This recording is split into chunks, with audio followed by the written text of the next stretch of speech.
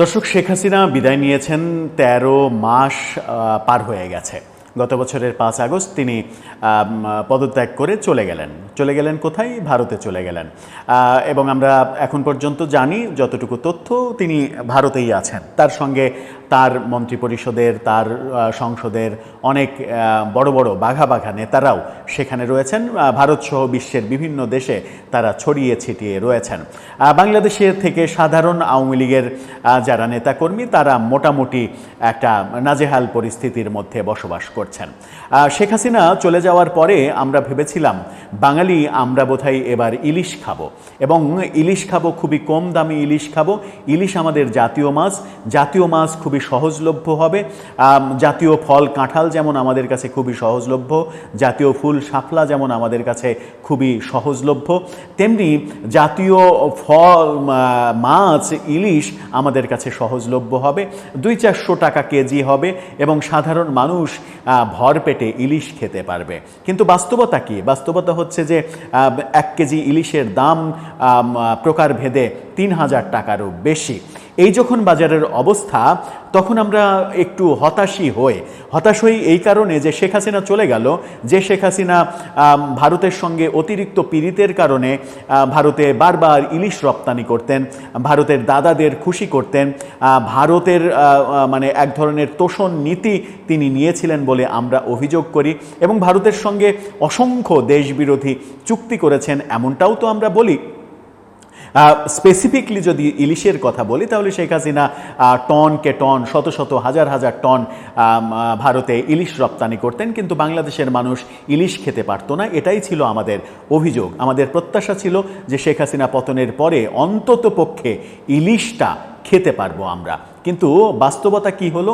বাস্তবতা হলো যে শেখ হাসিনার আমলের চাইতে ইলিশের দাম এখন দ্বিগুণেরও বেশি হয়ে গেল। কেন হয়ে গেল এর কোনো উত্তর নেই।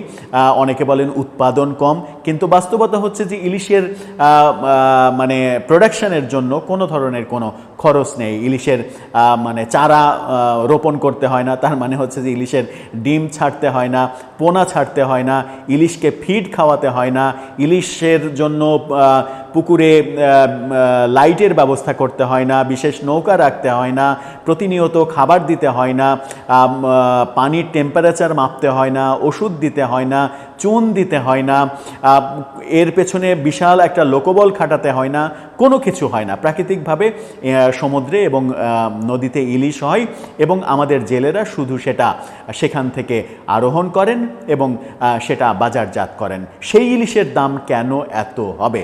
সেটাই তো প্রশ্ন। যে মাছ উৎপাদন করতে অনেক বেশি খরচ হয়, আমরা যদি চাষের মাছের কথা ধরি, রুই, কাতলা, এগুলো তো অহরহ আমাদের দেশে চাষ হয়, এবং চাষের পেছনে প্রচুর টাকা লগ্নি করতে হয়, প্রচুর মানুষের এখানে কর্মক্ষেত্র তৈরি হয়।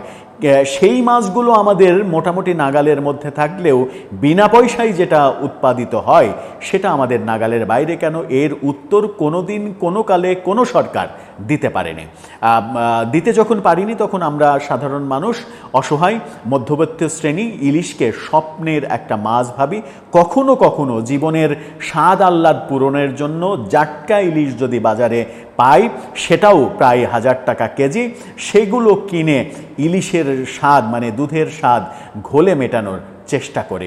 সেরকম একটা মুহূর্তে দাঁড়িয়ে আমরা যখন শেখ হাসিনার সরকারের সমালোচনা করতাম ইলিশের কারণে, তখন এই সরকার, বর্তমান সরকার যদি বলে যে আমরা সর্বশেষ দেখলাম যে ১২০০ টন ইলিশ রপ্তানির ঘোষণা দেওয়া হয়েছে, সেই সরকারের একজন উপদেষ্টা যদি বলেন যে আমরা ইলিশ রপ্তানি করতে বাধ্য হচ্ছি ভারতে, তখন প্রশ্ন ওঠে, কে বাধ্য করছে?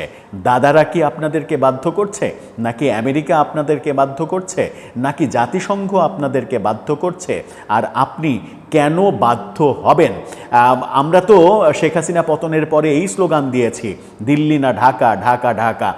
ভারত আমাদেরকে আমরা তো এই কথাও বলি, আগ বাড়িয়ে এ কথাও বলি যে ভারত ষড়যন্ত্র করে আমাদের পাকিস্তানকে দুই ভাগ করে দিয়েছিল। যারা স্বাধীনতা বিরোধী তারা ভারত বিদ্বেষী মনোভাব সর্বোচ্চ লেভেলে নিয়ে যাওয়ার জন্য সেই কথাও বলে থাকেন যে আমাদের মহান মুক্তিযুদ্ধ নাকি ভারতের ষড়যন্ত্র। সেই ভারত বিরোধিতার জায়গায় থেকে যখন দেশ এখন ভারত বিরোধিতার সর্বোচ্চ পর্যায়ে রয়েছে, তখন সেই দেশের সরকার কেন ভারতে ইলিশ রপ্তানি করতে বাধ্য হবে, সেই প্রশ্নটা কোটি টাকার প্রশ্ন। আসলে কি বলছেন উপদেষ্টা? কেন বাধ্য হচ্ছেন, কেন বাধ্য হতে হবে? এই বাধ্য হওয়ার কোনো কারণ থাকতে পারে কি, সেটা বোঝার চেষ্টা করবে এই ভিডিওতে। থাকবেন পলিটিক্স টিভির নিয়মিত আয়োজনে।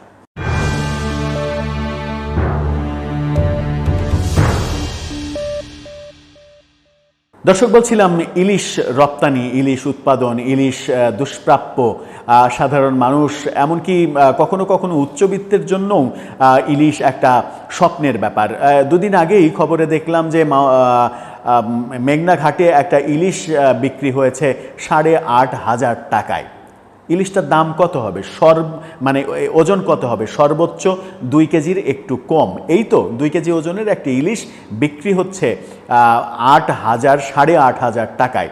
তো 8,500 টাকায় যদি একটা ইলিশ কিনতে হয়, তাহলে সেটা কেনার মতো ক্ষমতা কার রয়েছে, সেই অনুমান করার জন্য সময় নষ্ট করার নিশ্চয়ই প্রয়োজন নেই। এখন ইলিশ রপ্তানি হচ্ছে ভারতে 1200 টন ইলিশ রপ্তানির ঘোষণা দেওয়া হয়েছে। দুর্গাপূজা উপলক্ষে ভারতে 1200 টন ইলিশ যাবে। সেটা কেন যাবে সেই কৈফিয়ত দিতে গিয়ে উপদেষ্টা ফরিদা আক্তার তিনি বললেন ইলিশ রপ্তানি করতে নাকি সরকার বাধ্য হয়েছে। কি বলছেন তিনি বলছেন, সময় টেলিভিশন তাকে নিয়ে এই খবরটা করেছে। তিনি বলছেন বাধ্য হয়ে ভারতকে ইলিশ দিতে হচ্ছে। মৎস্য উপদেষ্টা, তিনি মৎস্য মন্ত্রণালয়ের উপদেষ্টা, বলছেন বাধ্য হয়ে ভারতকে ইলিশ দিতে হচ্ছে। বলেছেন এবারও দুর্গাপূজা উপলক্ষে ভারত বারবার অনুরোধ করেছে ইলিশ প্রদানের জন্য। তারই পরিপ্রেক্ষিতে বাণিজ্য ও পররাষ্ট্র মন্ত্রণালয়ের পক্ষ থেকে অনুমতিপত্র চেয়েছেন। সে কারণে 1200 মেট্রিক টন ইলিশ পাঠানোর সিদ্ধান্ত হয়েছে। বলেছেন যে একদিকে দুর্গাপূজা, অন্যদিকে তারা আমাদের প্রতিবেশী, সব কিছু মিলিয়ে আমরা ইলিশ মাছ দিতে বাধ্য হয়েছে। ঠাকুরগাঁতে একটা অনুষ্ঠানে এই কথা বলেছেন আমি আগেও বলেছি, এখনও বলছি, আগে বাংলাদেশের মানুষ ইলিশ খাবে। আমরা চেষ্টা করছি মাছ উৎপাদন বাড়াতে। এছাড়া এই এলাকার মানুষের চাহিদা অনুযায়ী কুচিয়া, কাঁকড়া সহ নতুন কিছু উৎপাদন করা যায় কিনা সেটা নিয়ে ভাবছি। অভয়াশ্রমগুলো কিভাবে রক্ষণাবেক্ষণ করা যায় সে বিষয়ে জোরালো পদক্ষেপ নেওয়া হচ্ছে। বাড়ানো হচ্ছে বরাদ্দ। ইলিশ উৎপাদন বাড়ানোর চেষ্টা করছেন এবং বলছেন যে আগে বাংলাদেশের মানুষ খাবে। বাংলাদেশের মানুষ কি খেতে পাচ্ছে আপা? বাংলাদেশের মানুষ কি এই 1 কেজি 900-800 গ্রাম ইলিশের দাম যখন 2600 থেকে 3200 টাকা কেজি, তখন কি বাংলাদেশের মানুষের, সাধারণ মানুষের, মধ্যবিত্ত মানুষের কিংবা মানে উচ্চ নিম্নবিত্ত যে পর্যায়টা, তারাও কি ইলিশ খাওয়ার সাহস রাখে? আমরা যারা মোটামুটি স্বাচ্ছন্দ্যে 2 বেলা 2 মুঠো ভাত খেয়ে বেঁচে থাকি, তাদের পক্ষে কি সম্ভব বাজারে গিয়ে ইলিশ মাছ কেনার? তাহলে আপনি বলছেন বাংলাদেশের মানুষ আগে ইলিশ খাবে, কিন্তু আপনি কারণ অনুসন্ধান করছেন না যে ইলিশের দাম আকাশচুম্বী হচ্ছে কেন? মধ্যস্বত্বভোগী মালিকরা যারা ইলিশ ফ্রিজ করে রেখে দেয়, আড়তদাররা, তারা এই যে মুনাফা নিচ্ছে, অতিরিক্ত মুনাফা অর্জন করছে, তার জন্য সরকার কি ব্যবস্থা নিয়েছে? এর আগে তো একটা অজুহাত ছিল যে দলীয় সরকার, রাজনীতির সরকার, দলীয় সরকার বিভিন্ন তার দলের লোকজন সিন্ডিকেট করে এই কাজগুলো করত। কিন্তু এখন তো কোনো দলীয় সরকার নেই, আপনাদের তো কোনো দল নেই। এখন কারা সিন্ডিকেট করছে? এখন কারা সিন্ডিকেট করে ইলিশের দাম আকাশচুম্বী করে ফেলেছে? এগুলো দেখার দায়িত্ব তো আপনার এবং আপনার সরকারের। দেখছেন না, দেখতে পারছেন না। আবার বলছেন যে ভারত প্রতিবেশী, তারা অনুরোধ করেছে দুর্গাপূজায় ইলিশ দেওয়ার জন্য, তাই দিয়েছি। এর আগেও একবার ইলিশ পাঠানোর দৃশ্য আমরা দেখেছি। ভারত প্রতিবেশী, তাকে দুর্গাপূজায় অনুরোধের প্রেক্ষাপটে আপনি ইলিশ দিতে বাধ্য হচ্ছেন। ব্যাপারটা বাধ্য হওয়া কেন হবে? প্রতিবেশী, আপনি দিচ্ছেন, প্রতিবেশীর সঙ্গে সদ্ভাব রাখার জন্য আপনি দিচ্ছেন। যদি আপনারটা মানে মেনে নেয়ার ব্যাপার হয়, যদি আপনি মনে করেন যে আপনার এই কাজটা ঠিক আছে, তাহলে তো শেখ হাসিনার কাজটাও ঠিক ছিল। তাহলে কি আপনি বলতে চান যে শেখ হাসিনা ভারতে ইলিশ রপ্তানি করে ঠিক কাজ করেছিলেন? ভারতের সঙ্গে সম্পর্ক বন্ধুত্বপূর্ণ, প্রতিবেশী হিসেবে বন্ধুত্বপূর্ণ সম্পর্ক রেখে শেখ হাসিনা ঠিক কাজ করেছিলেন? আমরা তো সেটা বলছি না। আমরা তো বলছি যে শেখ হাসিনা ভারত তোষণ নীতি অবলম্বন করেছিল। ভারতের কথায় উঠত বসত, ভারত ইলিশ চাইলে দিত, ভারত প্রতিবেশী হিসেবে তার সঙ্গে বন্ধুত্ব এমন পর্যায়ে গিয়েছিল যে দেশবিরোধী অনেক চুক্তি করে ফেলেছিল। এখন আপনিও বলছেন যে ভারত প্রতিবেশী, তার সঙ্গে সুসম্পর্ক রাখতে হবে, বারবার অনুরোধের প্রেক্ষিতে আপনি ইলিশ দিতে বাধ্য হচ্ছেন। ঠিক একই রকম কথা শেখ হাসিনাও বলেছেন যে ভারত অনুরোধ করছে তাই ইলিশ পাঠানো হচ্ছে, আমরা ভাগযোগ করে সবাই মিলেই ইলিশ খাবো। এমন তো না যে ভারতে ইলিশ উৎপাদিত হয় না। বঙ্গোপসাগর তো ভারতেরও অংশে রয়েছে, তারাও তো সমুদ্র থেকে ইলিশ সরবরাহ করে, ইলিশ উৎপাদন করে। তো তাদের মুখ্য চাহিদাটা কি? তাদের মুখ্য চাহিদাটা হচ্ছে আমাদের মেঘনার ইলিশ, আমাদের নদীর ইলিশ, যে ইলিশটা সমুদ্রের ইলিশের চাইতে অনেক বেশি সুস্বাদু, সেই ইলিশটা তারা মূলত পেতে চায়। সমুদ্রের ইলিশ তারাও উৎপাদন করে, যে ইলিশ তারাও উৎপাদন করে সেই ইলিশ দিতে আপনি বাধ্য হবেন কেন? আর যদি বাধ্য হতেই হয়, তাহলে কি আপনি মেনে নেবেন যে শেখ হাসিনার কর্মকাণ্ড ঠিক ছিল? এই যে দ্বৈত অবস্থা, দ্বৈত নীতি, একদিকে আপনি বলবেন ঢাকা না দিল্লি, দিল্লি দিল্লি, মানে ঢাকা না দিল্লি, ঢাকা ঢাকা, আবার ভারত বিরোধী কথা বলবেন রাজনৈতিক ব্যক্তিরা, বিভিন্ন রাজনৈতিক স্টেক হোল্ডাররা ভারত বিদ্বেষী নানা ধরনের কথা বলবে, ভারতের সঙ্গে বন্ধুত্বপূর্ণ সম্পর্ক যেটা ছিল সেটা নষ্ট করবেন। শেখ হাসিনা বিরোধিতা করতে গিয়ে এক ধরনের ভারত বিরোধিতা স্টাবলিশমেন্টের দিকে নিয়ে যাবেন। ভারত মুক্তিযুদ্ধ মানে আমার দেশের মানে পাকিস্তানের বিরুদ্ধে ষড়যন্ত্র করে পাকিস্তানকে দ্বিখণ্ডিত করেছিল, এই তত্ত্ব প্রকাশ করতে দেবেন কাউকে কাউকে, যারা এই তত্ত্ব স্টাবলিশ করার চেষ্টা করছে তাদেরকে কিছু বলবেন না। আবার ইলিশ রপ্তানি করবেন, ব্যাপারগুলো তালগোল মানে হারিয়ে ফেলে, কোনো কিছু মেলে না। আসলে দুয়ে দুয়ে চার, এই হিসাবটা মেলে না। এই হিসাবটা মেলে না এই কারণেই যে আমরা শেখ হাসিনা সরকার পতনের পরে অনেকবার বলেছি যে শেখ হাসিনা দেশবিরোধী বহু চুক্তি ভারতের সঙ্গে করেছে, কিন্তু এখন পর্যন্ত কোনো চুক্তি আপনারা সামনে আনতে সফল হননি। শেখ হাসিনার কোনো চুক্তি প্রকাশ করেননি। সেই প্রকাশটা কেন করেননি? সেখানেও কি আপনারা বাধ্য হচ্ছেন? কোনো একটা পক্ষ বাধ্য করছে আপনাদেরকে যে এই চুক্তি প্রকাশ করা যাবে না, এই চুক্তি প্রকাশ করলে তোমাদেরও সমস্যা হবে?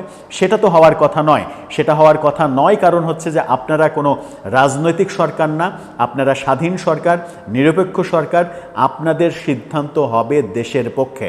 সুতরাং আপনাদের খুব দ্রুতই উচিত শেখ হাসিনার যত ধরনের দেশবিরোধী চুক্তি রয়েছে ভারতের সঙ্গে সেগুলো প্রকাশ করে দেয়া, এবং ভারতের সঙ্গে এই যে ভারত ইলিশ চাইলেই আমি দিয়ে দেব, ইলিশ চাচ্ছে দিতে বাধ্য হচ্ছি, ইলিশ চাইলে দিয়ে দেব 1200 মেট্রিক টন ইলিশ আমি দিচ্ছি, 1200 মেট্রিক টন ইলিশ দিচ্ছি, তাও আবার বাংলাদেশের যে দাম সেই দামের অর্ধেক দামে দিচ্ছি। বাংলাদেশে আমি 3000 টাকা কেজি ইলিশ পাচ্ছি না, আর আপনি রপ্তানি করছেন 1500 টাকা ইলিশ, $12.5 মূল্যে আপনি ইলিশ রপ্তানি করছেন। সব কিছুতেই মনে হচ্ছে একটা শুভঙ্করের ফাঁকি, এবং কথার মধ্যে, কথার সাথে বাস্তবতার মিল খুঁজে পাওয়া যাচ্ছে না। ব্যাপারটা খুবই স্পষ্ট। ব্যাপারটা হচ্ছে যে আপনি যদি কোনো কর্মকাণ্ডের জন্য আরেকজনের সমালোচনা করেন, তাহলে সেই কর্মকাণ্ডটা আপনি করবেন না, এটাই ফাইনাল। এর বাইরে আর কোনো কিছু নেই। আর যদি সেই একই কর্মকাণ্ডটা আপনিও করেন, তাহলে সেই একই কর্মকাণ্ডের জন্য আরেকজনকে দোষারোপ আর করার আমাদের কোনো নৈতিক জায়গা থাকে না। সুতরাং এই যে আপনি বলছেন যে ইলিশ রপ্তানি করতে বাধ্য হচ্ছি, এর ফলে আমাদের আর শেখ হাসিনার বিরুদ্ধে ওই অভিযোগ করার কোনো নৈতিক জায়গা থাকবে না যে শেখ হাসিনা ভারতে ইলিশ রপ্তানি করে বাংলাদেশের মানুষকে ইলিশ খেতে দেয়নি। সেটাই কি আমরা মেনে নেব, নাকি আপনার এই অবস্থানটা ভুল বলে মনে করব? দর্শক, আপনার কি মনে হয়? আপনার মতামত জানিয়ে লিখতে পারেন আমাদের কমেন্ট বক্সে।